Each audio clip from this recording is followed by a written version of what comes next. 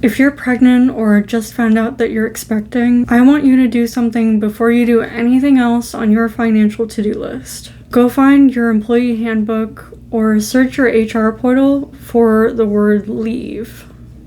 Because here's what almost nobody tells you.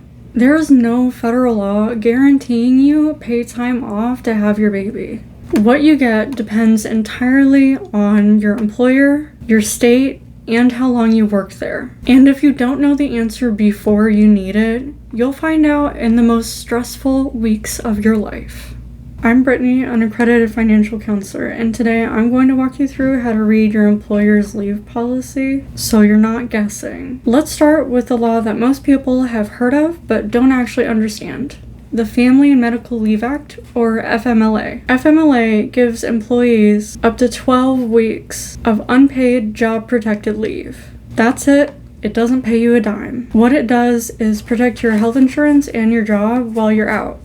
To qualify, you have to pass a 3-part test. The first part is that you have to have worked for your current employer for 12 months. They do not have to be consecutive. The second part of the test is that you have to have worked 1,250 hours for your employer in the 12 months before your leave starts. The last part of the test is that your employer has to have 50 or more employees within 75 miles of where you're located. If you miss any one of these 3, FMLA does not apply to you. This trips up people constantly, especially if you started a new job recently or you work for a small company. Part-time workers often don't hit the 1,250 hour mark either, so don't assume you're covered just because you've been there a while. FMLA is the federal floor, but some states go further and require paid leave on top of that. This is where you have to know your own state because it varies a lot. If you're in Iowa, here's the reality. There is no state law requiring paid leave. Iowa follows the federal FMLA baseline only, which means that unless your specific employer chooses to offer paid leave as a benefit, your leave is unpaid by default. If you're watching this from somewhere else, don't assume Iowa's rules apply to you. A growing number of states have their own paid Family and Medical Leave Act programs, and they're expanding every year. So your homework here is to search for your state's family leave policies and see if your state adds anything on top of FMLA. Now, this is the part that matters the most because your employer's specific policy is what determines your real answer, not the law alone. Before you're deep in your 3rd trimester and too exhausted to make phone calls, ask HR these questions.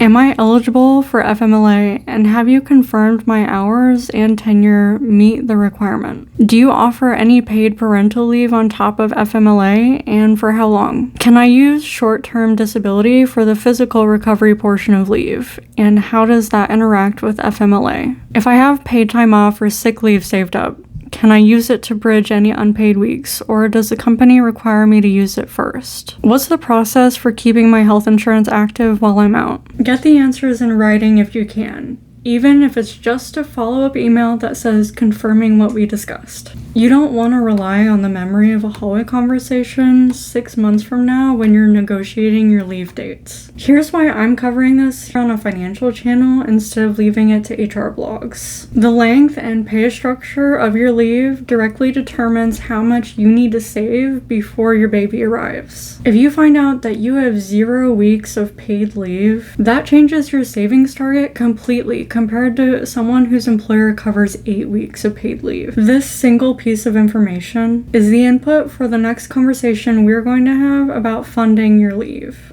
So it's worth getting a precise answer now instead of guessing later and coming up short. Think of it this way. You cannot build an accurate savings plan around an assumption. You need the actual number from your actual employer. So here's your homework this week. Get your 3 answers from HR. Am I FMLA eligible? Is any of it paid? And how does my PTO fit in? Once you have that, you have the real starting point for your savings plan, which is exactly what we'll build in the next video. If you want help turning those numbers into an actual plan instead of figuring it out alone, that's exactly what I do in one-on-one financial counseling. If this video helped, subscribe and I'll see you in the next video.